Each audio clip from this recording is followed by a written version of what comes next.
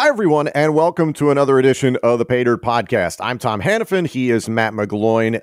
A lot of excitement around the Penn State football program as we now shift to Wednesdays in our schedule as of today, December 15th. We're recording this on Tuesday morning. So as many of you know, the National Signing Day Early Intent Early Signing Period is underway as of today for the Penn State Nittany Lions. So we are going to be recapping all those signings in next week's episode. We're going to see how everything plays out because, as you guys all know, things change pretty quickly in college football, and Penn State has seen that a lot as of lately. We're going to dive into the hire of former Miami head football coach Manny Diaz as the defensive coordinator for Penn State. Sean Clifford has announced that he's returning to Penn State for a sixth season in 2022. Speaking of quarterbacks, Taequan Roberson has announced he's entering the transfer portal. And then in regards to the Outback Bowl for Penn State, Arkansas wide receiver Treylon Burks has announced that he is opting out and looking ahead to the NFL draft. And that is something Matt and I have talked about a lot, opting out. And we will ask that question to our guests, one of the greatest linebackers, in my opinion, in the history of college football. Paul Posluszny will be our guest. We certainly are going to ask him about opting out. So there's a lot for us to get to today here. Thank you for liking, commenting, subscribing, and turning on notifications. You know, the holiday season is in full swing, and BetOnline has you covered. More props, odds, and lines than ever before. BetOnline remains your number one spot for all the sports action. Head to the new updated desktop or mobile website to sign up today and receive your 50% welcome bonus with promo code BELIEVE50. That's BLEAV50 to receive your bonus. From basketball, football, NHL, boxing, and UFC, right to your favorite Vegas casino games, don't wait to take advantage of all the amazing offers available for the rest of 2021. BetOnline is the fastest and easiest way to bet all your favorite sports. The Paydirt podcast is presented by BetOnline, where the game starts. Also, Funk Brewing is, of course, the official craft beer partner of the Paydirt podcast. And Matt, I am very excited, especially about their 12 Days of Christmas sampler pack. Have you gotten your hands on it yet? I have not. I actually need to look into that. Come on, John Norman. I know. I think they have limited quantities, right? That's like the thing. You got to get them now. Yeah, you got to get them now. So definitely have to look into that. But no, Funk does a fantastic job, always coming out with different styles of beer.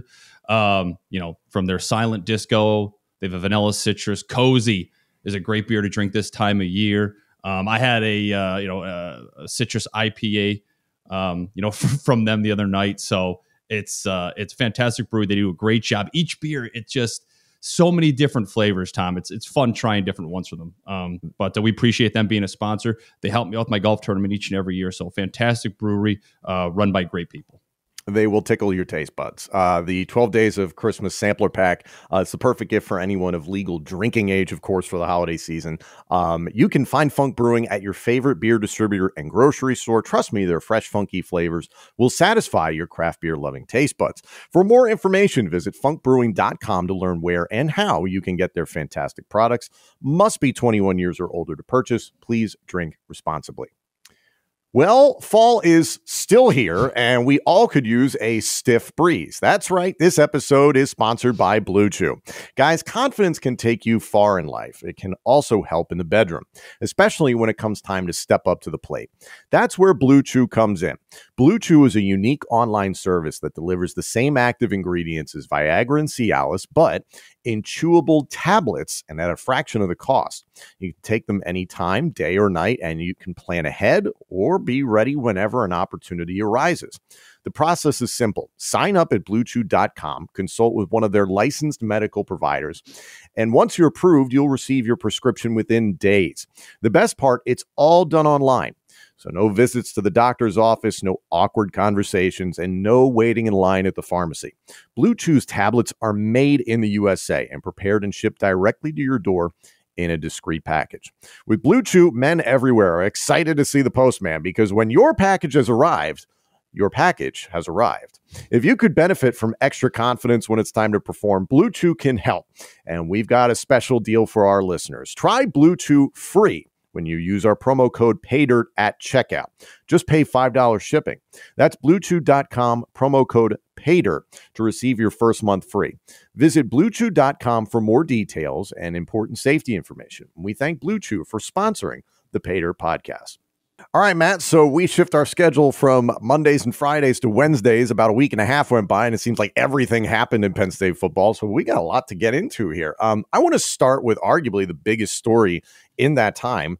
Manny Diaz, hired as defensive coordinator. He was unceremoniously ousted at the University of Miami, Florida, in favor of former Oregon head coach Mario Cristobal. Very ugly separation, I guess you could call it. It just seems like things are a mess there for the Hurricanes, but they got their guy, so whatever. So Manny Diaz was not somebody that was really being talked about, obviously, when this coaching carousel really got underway a few weeks ago. This is a very good hire at defensive coordinator. What do you think? Yeah, I think it's a great hire. I think it's a home run for James Franklin and Penn State. And but the big question, though, is what is he going to bring to this Penn State defense, Tom? Because you got to remember, he started the turnover chain at Miami. Yes. So what can we see on the sideline from Penn State? I think that'll be cool. I think he could bring something unique and fun, something similar to that turnover chain, and get these guys excited and hyped up on the sideline. But, you mentioned what happened at Miami with his situation, and then bringing Mario Cristobal in. It's just handled very poorly. It's an unfortunate, it had to be an unfortunate position to be in if you're Manny Diaz to go out like that, because look, he did a great job. Was it, what everyone expected Miami to be over the past 3 years? No, probably not, but they still won some big games. They still played some great football. And if you look at what he did over the past, since 2016, when he was at Miami, and those 3 seasons under Mark Richt as a defensive coordinator, I mean, they were a top 25 football team. And it was because a lot of what that defense was doing. And, we talked about not just bringing in a great defensive coordinator and making a big impact across the country about who you hire, Tom, but bringing in somebody who has a linebacker background, coaching linebackers, developing linebackers. And Manny Diaz has done that for his entire career, right? You needed somebody who can replace Ron Vanderlinden and Brent Pry, and what those guys were able to do over the past, 2 decades or whatever it is. And Manny Diaz is that guy to be able to do that. A ton of experience, again, as a defensive coordinator and as a linebacker coach. So this is a great hire for Penn State. And now I feel like, the way he was let go at Miami, you got to think this dude is fired up. You got to think this guy is motivated, and he's looking to hit the ground running at Penn State. So again, this is massive for this Penn State football program. Based on his track record, as a head coach and as a defensive coordinator, which is far more important, the scheme is exactly what Penn State does, so that should be pretty seamless. Very curious to see what he can do with, obviously, as you mentioned, he'll be focusing on the linebackers. And I think there's this feeling amongst fans that you see a guy rise to the ranks of being a head coach and then going back to being a coordinator. Sometimes there's a negative perception about that, and I was curious what you think, because I genuinely don't believe that. You see so many instances where why wouldn't a guy try and take the head job? He wants to see if he can put his stamp on a program and execute his vision. And maybe it just doesn't work out, and some people are just better suited in those roles. Do you think that that's just kind of the case with Manny Diaz, that he can just be a great DC? Yeah, well, look, I mean, obviously I don't know Manny Diaz, had never had the opportunity to play for Manny Diaz. But, it's some people, right, are just coordinators throughout their career. Some people are meant to be a head coach. I don't think we saw enough of Manny Diaz as a head coach at Miami to really, sit here and decide whether he can be another head coach again, or is he just a defensive coordinator. But I think you have to look at the position too, Tom. So, right, he's head coach. He's going back to being a coordinator. But James Franklin, we all know, is more of a CEO, right? He's not really that guy that's going to be coaching every single day, right? Again, all we can do is sit here and speculate. But like, from the looks of it, Mike Yurcich is in charge of the offense. He's running that show. You have to think Manny Diaz, the coordinator, he's running that show, right? Both of them, right, are in charge of their respective groups, whereas James Franklin probably is just overseeing everything. Obviously, Franklin's making some big decisions on game day.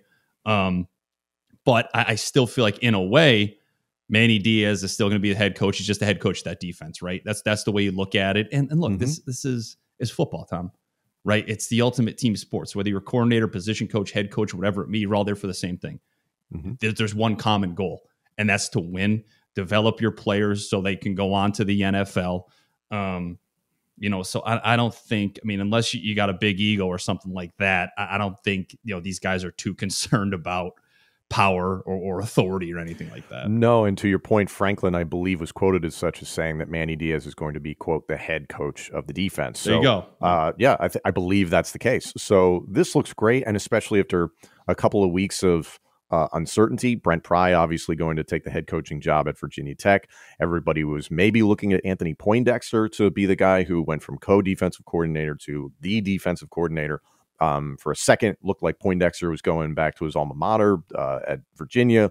They changed their head coaching search and didn't go with Poindexter. So this actually, all's well that ends well, because you retain Poindexter and then you go and get Manny Diaz. So what looked like kind of a bleak circumstance at first has really improved. And it's something that you and I have talked about, the contract extension for James Franklin, more money for assistants, more money for recruiting.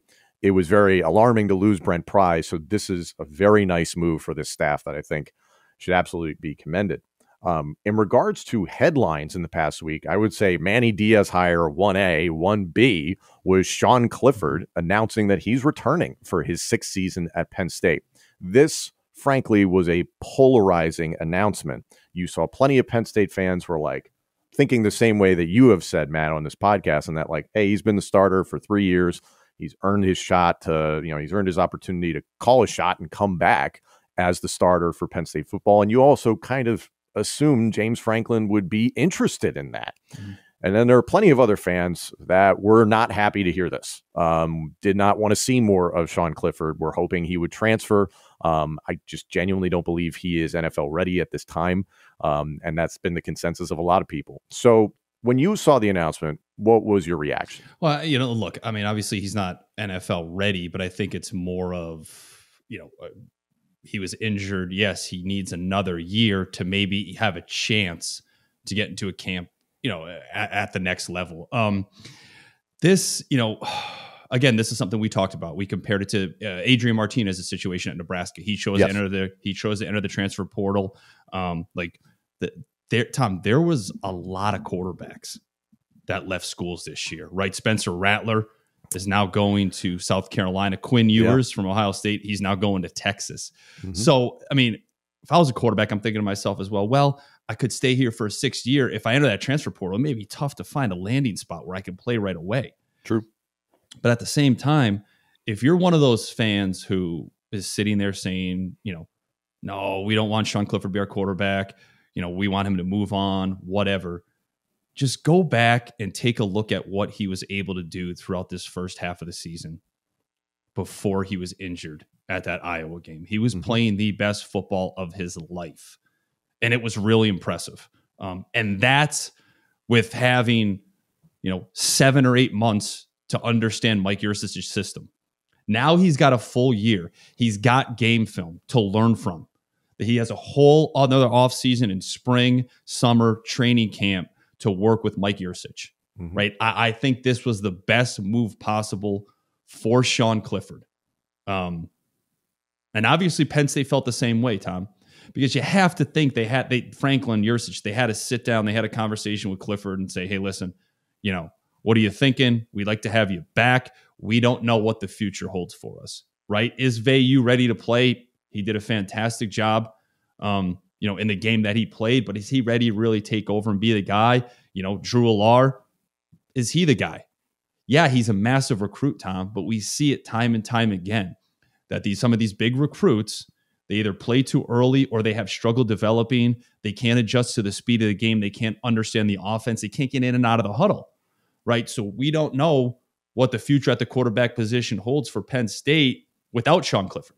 Mm-hmm. So, look, I think it's a smart move on all parts to bring him back, let him be the guy, let him lead, let him continue to learn the Yurcich's, offensive system.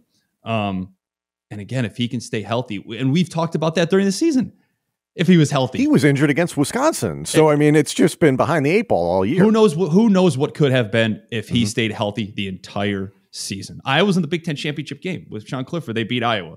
Mm-hmm. So, I think it's a right move. I think it's a smart move for Penn State. I think it's a smart move for Sean Clifford's career. It's a fascinating circumstance now going into 2022. It was also announced this week Taequan Roberson is entering the transfer portal.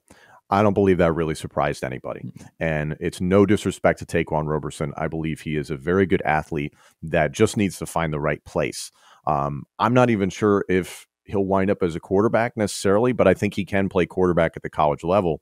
At what level, I'm not sure. So I do wish all the best for Taequan, a kid that got put into a very difficult situation against Iowa. So all the best to Roberson. But now it appears going into 2022, okay, Sean Clifford's coming back.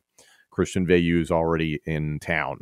Drew Allar, unless something unforeseen happens during this National Signing Day, early intent period that we're in the midst of, and we'll cover that next week.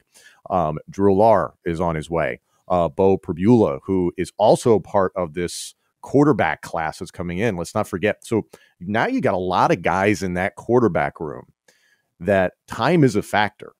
So Sean Clifford, okay, if he can stay healthy, that is certainly going to be the best case scenario for Penn State, you would imagine. However, if an injury happens, and based on his track record, it very well could, do you go with Veilleux? Does Allar jump Veilleux some point during camp? Does he come in and light the world on fire? And is this a circumstance that, hey, maybe we're entering 2023 and either Drew Allar or Christian Veilleux is not a part of the Penn State football program because something happened during the 2022 season? So it's very, very intriguing. And Matt, I can't remember the last time at Penn State we had this many viable quarterbacks all at the same time. I don't know what you think. I think competition starts immediately. Yeah. And that's why you play the quarterback position. That's why you play Division I football. That's why you play football at a school like Penn State. Competition is healthy. It forces you to never take a day off, mentally or physically. And I just don't mean competition in terms of practicing. It's everything. It's weight room. It's conditioning drills. It's stretching time. Like everything, you're evaluated at all times, and you should be doing everything you can to be better than that quarterback standing next to you on a daily basis, right? I mean, it's outworking, it's consistency, it's determination, it's being prepared day in and day out for everything. And look, the way college football is today with this transfer portal, if I had any advice for any of these quarterbacks, right, that are in this competition behind Sean Clifford now, stick it out. Right. Don't just, hey, I'm not getting reps, or I thought I wouldn't have been the backup this year, or I thought I would have been the starter this year. So I am now leaving and I am now transferring to another school. Tom, entering the 2010 season, I was a third quarterback. I ended up starting like 7 games that year, right? Went on to have, a quarterback competition in 2011 as well. Ended up, playing in every game, starting a ton of games, and then went on to be a full-time starter in 2012, right? It's not just because it's an uphill battle or just because you're in constant competition doesn't mean that you're being treated unfairly. It doesn't mean that, right, this school isn't for you. It just takes some time, right? It forces you to work a little bit harder, forces you to believe in yourself. It forces you to get better every single day, right? So just because it's difficult right now or just because there's competition right now doesn't mean that you need to go jump ship. That's all, man. You know what I mean? Yeah. And which is tough. That's a tough part about college football today. It's funny because it's become an outdated concept. I remember in the 2000s, you'd watch games and, a quarterback would be applauded for, quote, waiting his turn. Yes.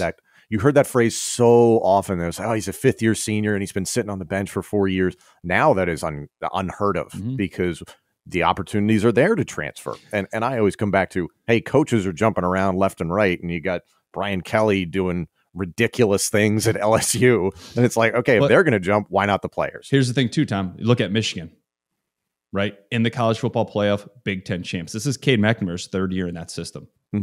3rd year in that Michigan program. Yeah, he played a little bit of football last year, got some experience, played in a few games, takes over as the full-time starter this year, and look at the season he has. I don't care if he's a game manager or whatever you want to call him, whatever category you put him in. You know what category I'm going to put him in?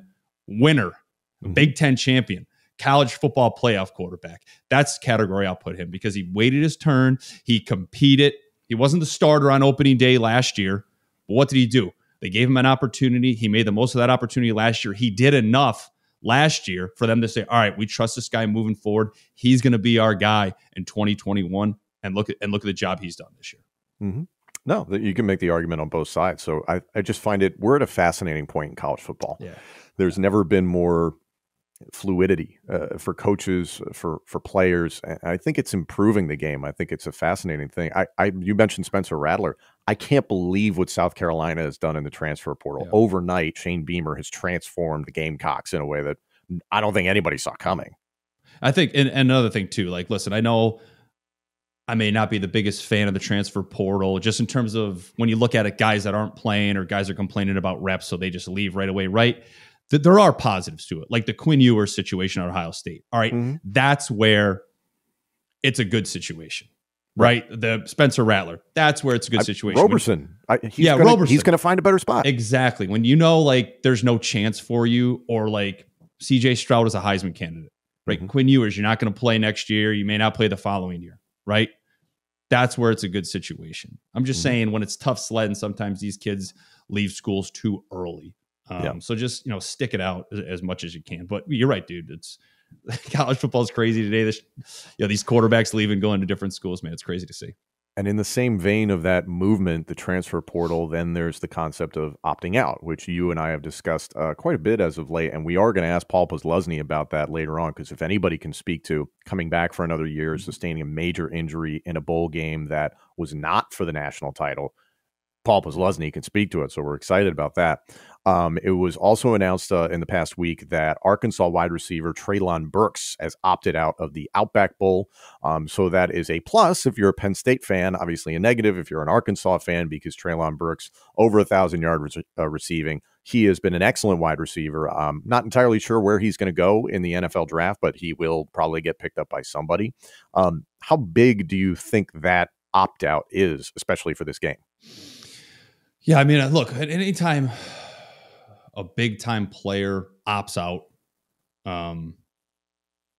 it definitely helps the opposing team, Tom, right? Because now you're not necessarily focusing in on stopping one guy, game planning around one guy. You're able to do things a little bit differently, maybe take advantage of certain situations more.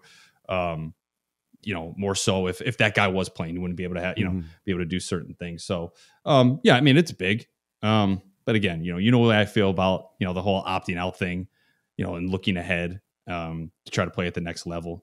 But look, it's going to happen. Guys are going to continue to do it. So it is what it is. I just want to say this for Penn State fans that ever poo-poo opting out. Micah Parsons opted out. Granted, COVID-19 was terrifying the country, and he clearly made the right decision. He is maybe going to win Defensive Player of the Year, actually probably will, and is in the conversation for MVP in the NFL. So I don't want to hear it from Penn State fans, especially because it's like, it just happened, and look what's happening. But yeah, obviously, hopefully he makes the decision that's right for him, him being Treylon Burks. We'll do a full breakdown of the game itself, the Outback Bowl, in 2 weeks on the December 29th episode of Paydirt, right before the Outback Bowl itself. So it's my old WWE brain. Sorry.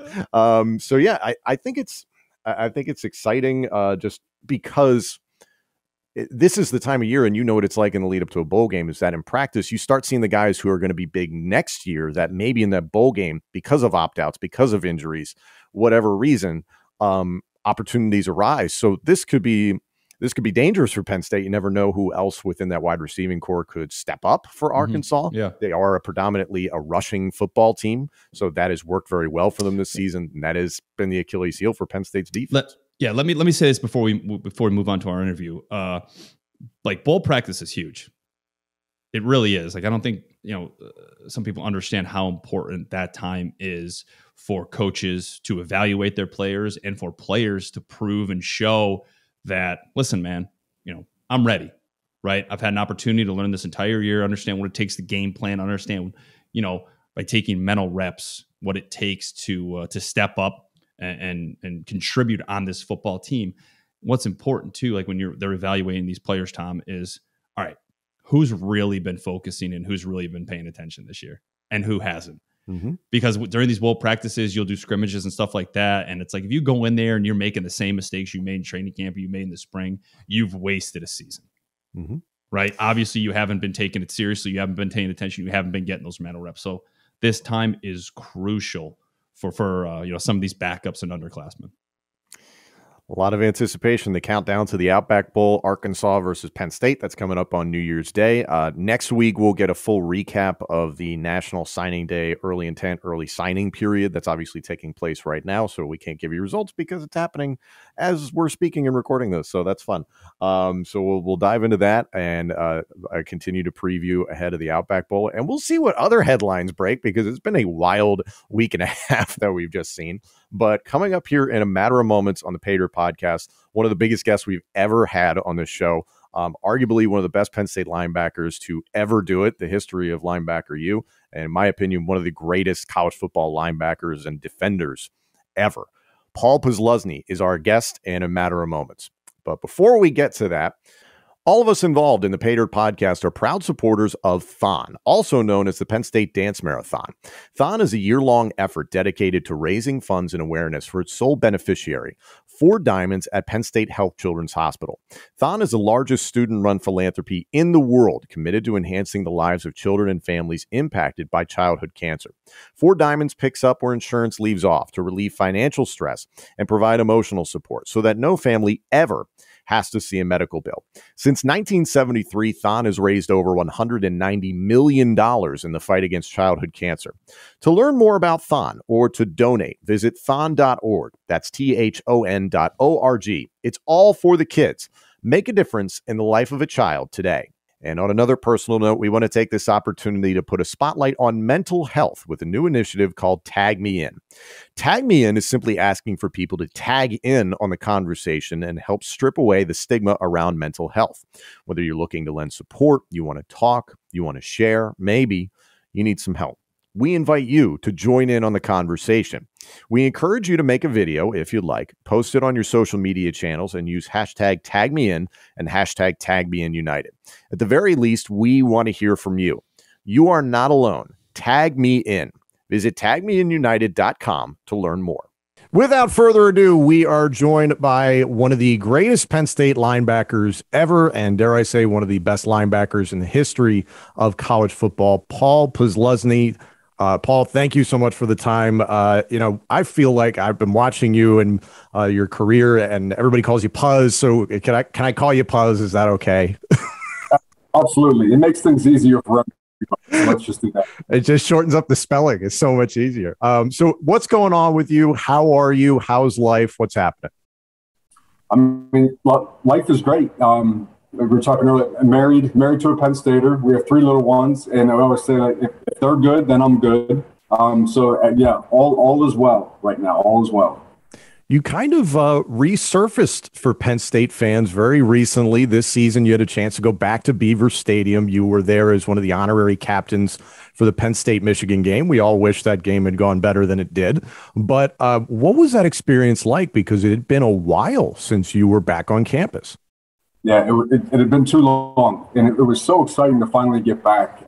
That was the first time that I had been back to a Penn State game live in Beaver Stadium since I played, which is crazy to think about. But it was an unbelievable experience to go back. Went back with my wife, like I said, it was another Penn Stater. So to go back to State College and be in that stadium again and see it, it was awesome. It was awesome. So very fortunate to finally feel like I'm at the point now where I can have the capacity and obviously the desire to get back into Penn State football and do everything I can to help the program. And Matt, you know what that's all about in terms of just being able to stay connected to the program. And you and Puz have a lot of similar experience in terms of you guys obviously both played for Joe Paterno, and you both have Outback Bowl experience, which is very relevant right now. I think Puz might have better memories of it than you, Matt. Yeah. Different experiences, you can say. Yeah, but let me start here, Paul. Now that you're done, you got back to Penn State. Looking back, I mean, it's been 15 years, since your last season at Penn State. Does it feel like that long, or does it feel like it was just yesterday that you were running out of that tunnel in Beaver Stadium? I'll tell you what, it feels like it was a long time ago now, especially after being back there and just seeing, just all the positive changes that have gone on at campus and the stadium and how things are different now. It made me realize and say, okay, wow, like this what, like you said, it was 15 years ago. Last time it suited up for the Nittany Lions. So it does feel like a while ago, but the passion and the love for Penn State football, I think that's timeless, right? That doesn't matter how long it's been. But so it was, like I said, it was great to be back, but it also made you realize, okay, things have changed. Things have changed in a good way, from when I was there. But it's still the unbelievable, the best environment in college football. Yeah, that's one of the things that, like, the older I get, the more I've been removed from Penn State football, the more I realize that you carry that Penn State tradition, you carry that Penn State name with you forever. Because when you're playing, you certainly don't think about that. You just focus on, playing. But when you were an honorary captain this past season, what memories from playing popped into your head? Oh, so many great ones. Well, let's put that way, because so we're there. It was cold, a little bit of rain. So that you get like that beautiful central Pennsylvania weather for that time of year, and then beautiful. You just end up thinking about like all the great times you had there as a Penn Stater, playing in that stadium. Prior to going back, I had talked to Sean Lee a couple of days before, and we were talking about the 2005 Penn State Ohio State night game at Happy Valley. We beat Ohio State. It's a huge game. The place is rocking. And Sean was talking about plays that he remembered seeing, and let's say things that I forgot, and then plays that are so vivid in your mind, and that all comes back to life once you get back in that environment. When you were back in that environment, like, did you think like even going back, because the question I want to ask you is like, and we had Mike Mowdy on a few weeks ago, and I asked him a similar question. It was like, when you're going through the recruiting process, was it always Penn State for you? Right, because you had a number of offers: Northwestern, Iowa, Wisconsin, Pittsburgh, where you're from. Did you want to be the next LeVar, the next Shane Conlon, or the next Jack Ham? You know what I mean? Going into that process, and when you got back there and taking a look around, you're like, yeah, it was all worth it.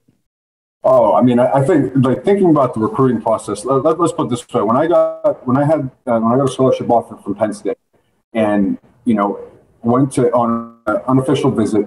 Tom Bradley's walking us around campus, and when we went into the football building, they showed me and my parents a highlight tape of linebacker U, right? And it's LeVar, and it's Brandon Short, and it's Shane Conlon, Andre Collins, Mac Morrison, all these great names that we all know now.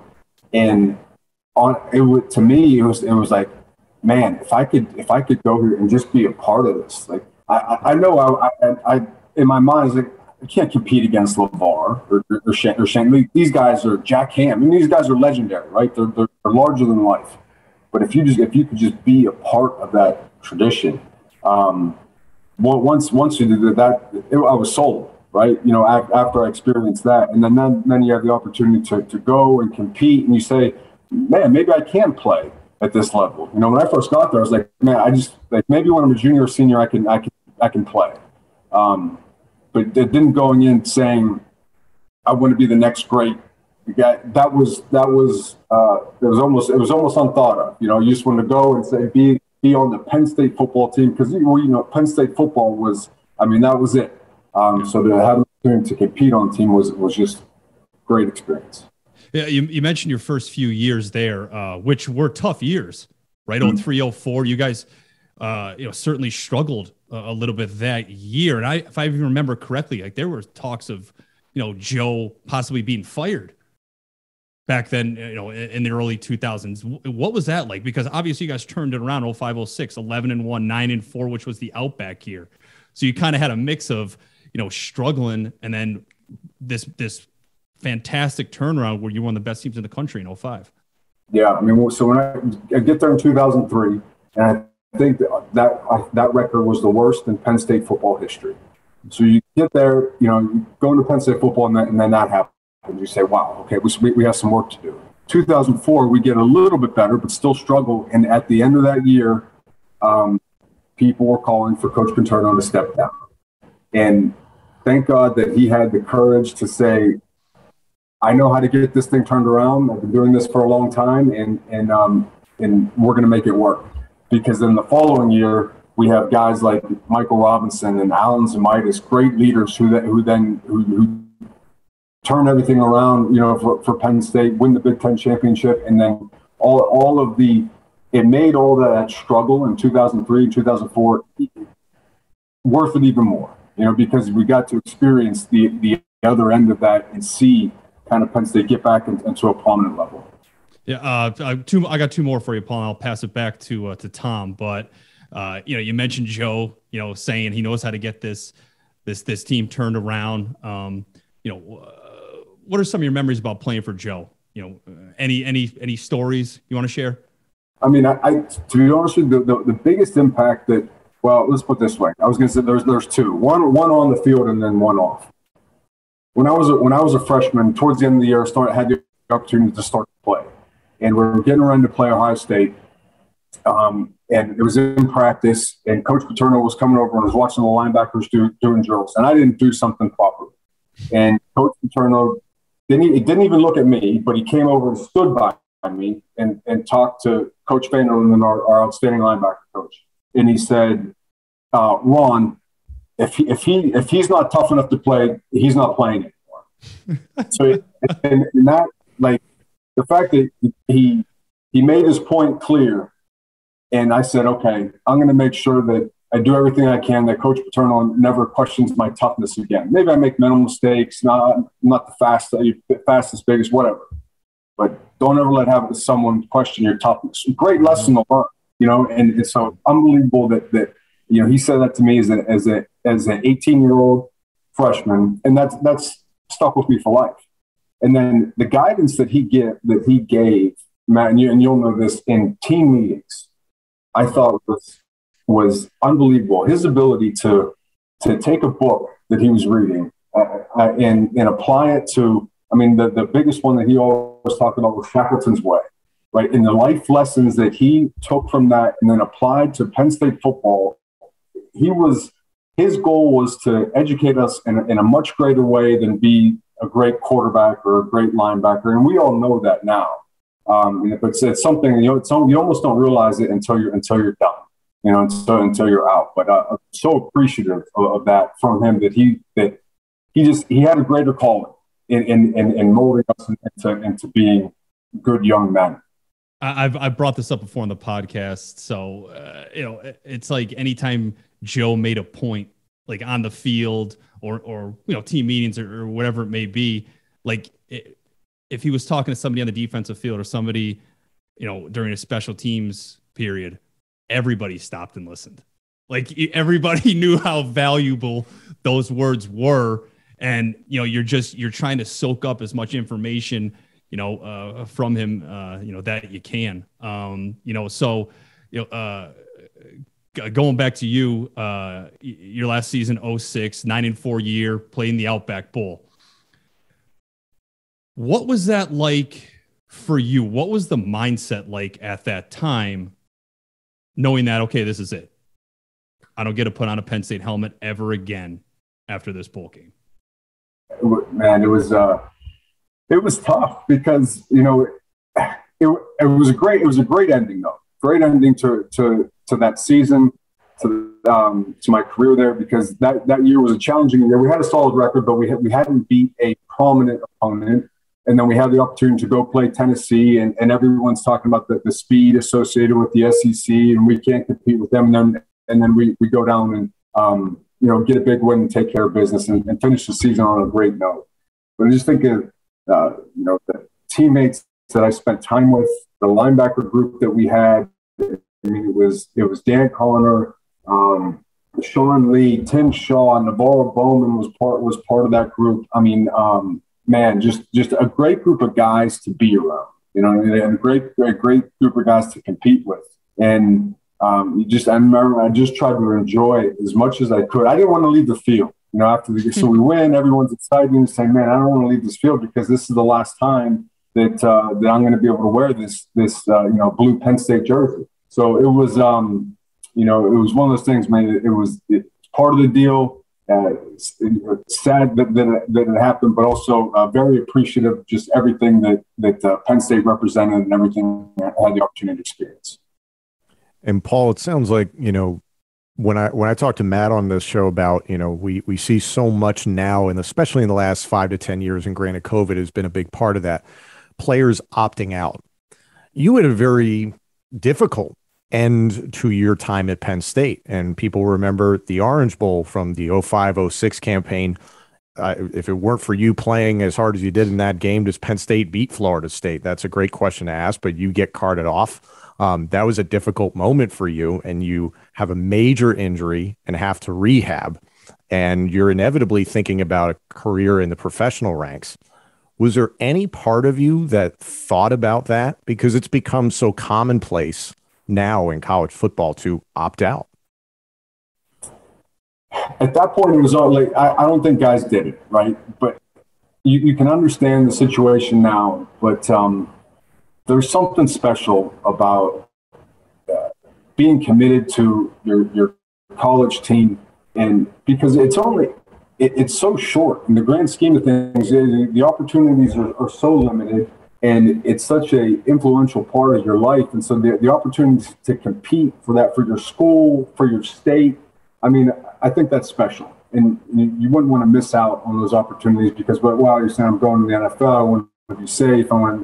I get that. You can definitely understand that. I guess it depends on what your priorities are, and understanding that you have limited opportunities and you want to take advantage of them. And if you're a part of something special, then you want to do everything you can to help that group.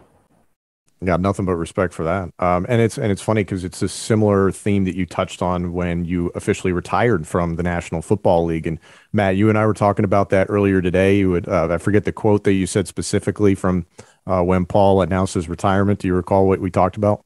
Yeah, well, we talked. Yeah, one of the things, and I read your speech, Paul, but one of the things that I wanted to ask you about is something that obviously, I know and I'm familiar with. You mentioned living a life of success with honor. Can you talk to us a little bit about that? Yeah, absolutely. And that was something that phrase, as you guys know, that's from Penn State. Mm-hmm. To me, it's just me. And so again, it's one of those things you don't really realize it until you're away from Penn State and in a professional setting or away from ball altogether. That there's so much more than just being a good football player. Because at the end of the day, are people going to remember you as a good person, as someone that tried to help others, that served a purpose much larger than himself? In our world, equate that to being were you a good teammate? Did you help guys next to you? Because now that I'm out of ball, and you think about, okay, what did you love about it? It was having the opportunity to help your teammates, have success, help them learn and improve. I didn't have a lot of success in the NFL from a record standpoint, but at this point, that doesn't matter. I couldn't tell you what my records were in any years. I can give you great stories about teammates that I had in each of those years and the impact that they had on me, and hopefully the impact that I had on them. And I think that just becomes the more defining purpose is being able to dedicate yourself to something that's much greater than just saying, well, I could go run and hit people really hard. You know what I mean? There's much more to it than that, and you learn that at Penn State.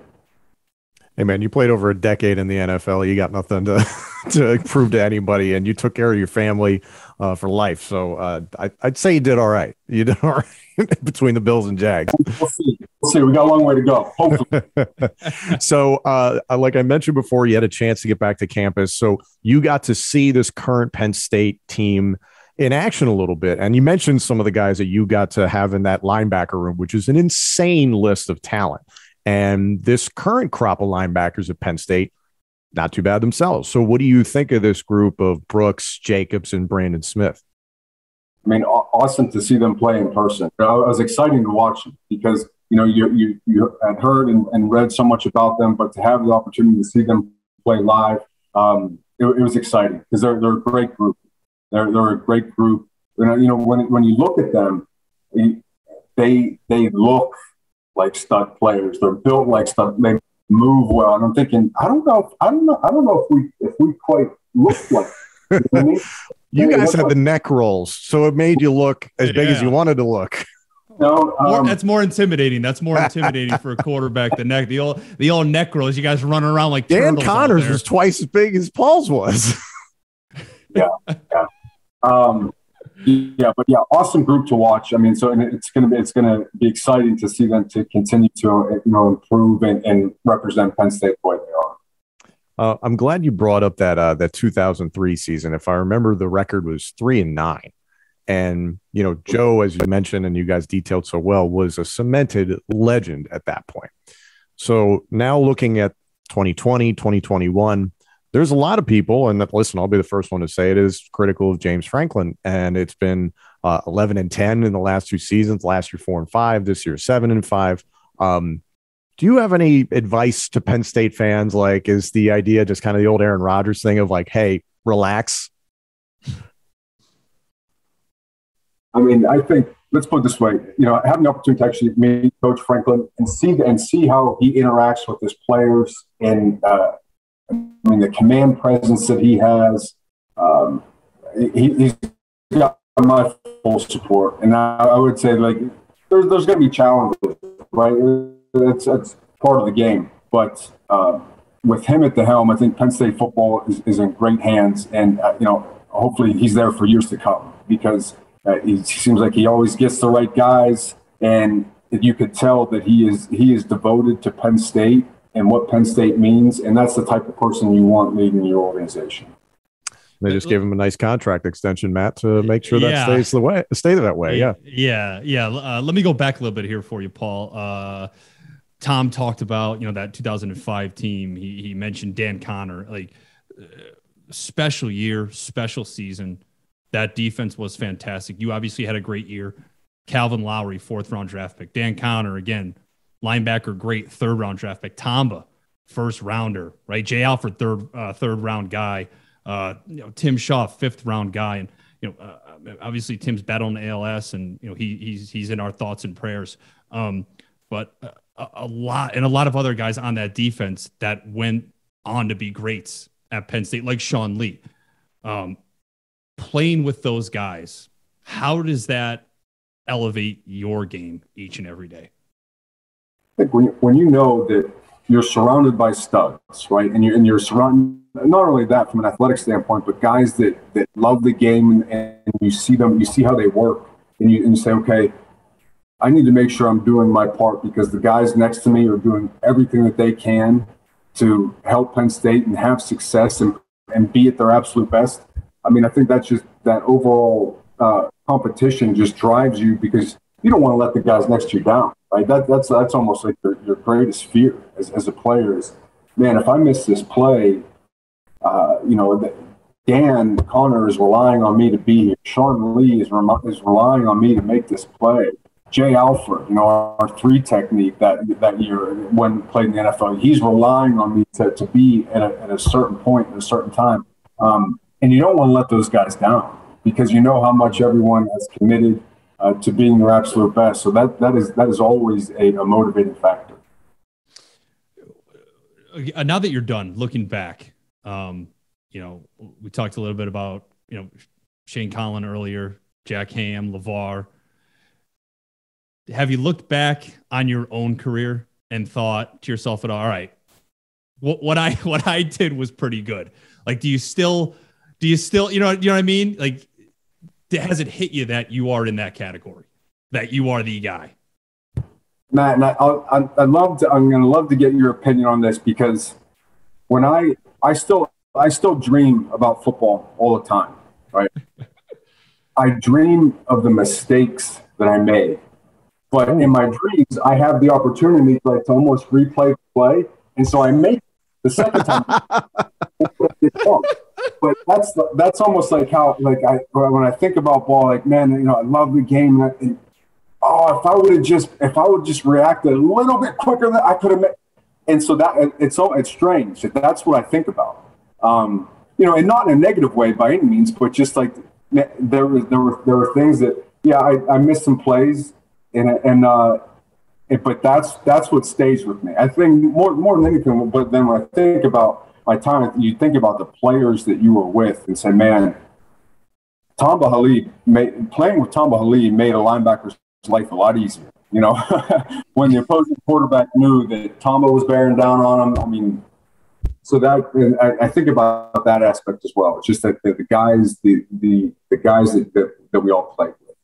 I'm about to get crap, Paul, for the next month because Penn State's playing in the Outback Bowl, right? Arguably the worst game of my entire life, right? You know what I mean? And as soon as they're like Penn State's going to the Outback Bowl, my first thought was, I threw 5 interceptions that game. But you're right, like Eddie, like you never think about the good plays. You never think about yards. You ever think about touchdowns, completions. You always think to yourself, like, wish I made that play, or I missed that throw. Like you never, because you expect to make every play. You expect the outcome to be good. I've never ever gone into a game thinking we might lose today, right? That it never crosses your mind.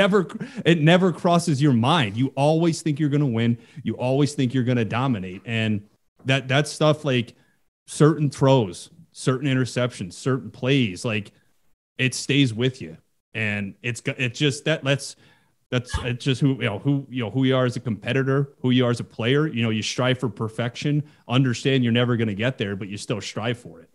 Right. So with that, let me ask you this question. Not too many players get to decide when it's time to hang them up. You were fortunate enough to be able to do that with your career. How did you know? What went into that decision? Because like me, I would have played until they told me I had to go home, which they did. So, I had no choice, Paul. But, for you, like, how tough of a decision was that? And what went into that?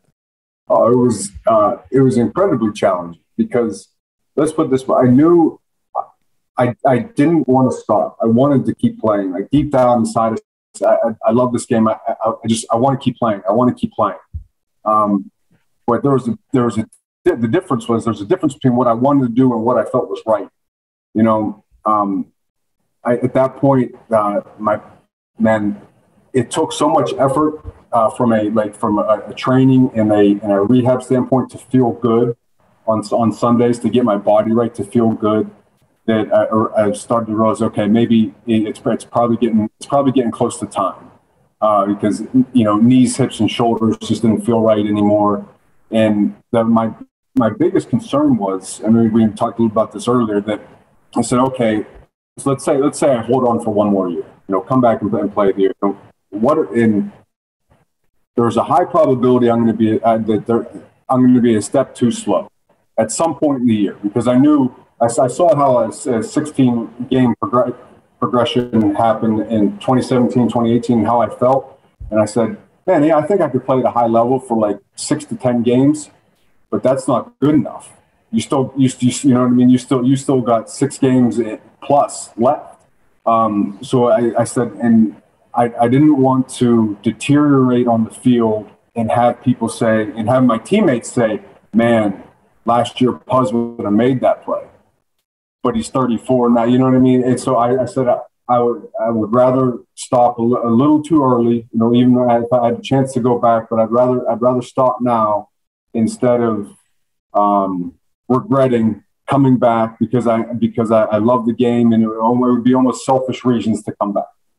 So that's what went into the decision. It was hard. It was hard because, like I said, I didn't want to stop playing, but I felt like it was the right thing to do. Was that for you? Was that a one-day thing, like you just kind of knew it, or was it over like a certain period of time, like you kind of like realized it, or you know what I'm saying? Yeah, it took weeks after the season to figure it out, because so you're in the season, everything's going great, and then once we made it to the AFC Championship game, came up a little bit short against the Patriots, and then took a couple weeks and said, okay, I have a decision to make here. Do I go back for another year? or not. And I look just thinking about the course of the year and how I felt, and even how I felt at that time. I said, okay, the smart thing to do, the right thing to do would be to call it and start to get ready to do something else. And as you said, man, success with honor. So it seems like you made the right choice and made the right choice for you and your family. Before we let you go, we're all about hard-hitting journalism here on the Paydirt podcast, okay? So I don't know if you've been asked this question before. I don't know if you're even remotely aware of it. Do you know that the majority of Penn State fans within the last 10 to 15 years that have had puppies have named them Puz? I did not know that. I'm very honored. I did not know that, though. You didn't know that? Okay, so the popular ones, just to educate you, are Trace McSorley, obviously. It's a great dog name. Nothing against his parents naming him Trace. Taequan Barkley just writes itself. And then Puz. I can't tell you how many classmates of mine and just Penn State fans that I met, they're like, oh, we just got a puppy and we named him Puz. It's very endearing to me. I love it. I love it. That's special. I like that. Oh, man, Paul, thank you so much for taking the time. We hope you enjoy the Outback Bowl. Have a great holiday season, and you are welcome back anytime on the Paydirt podcast. Thanks for having me on, guys. Great talking with you. We appreciate it.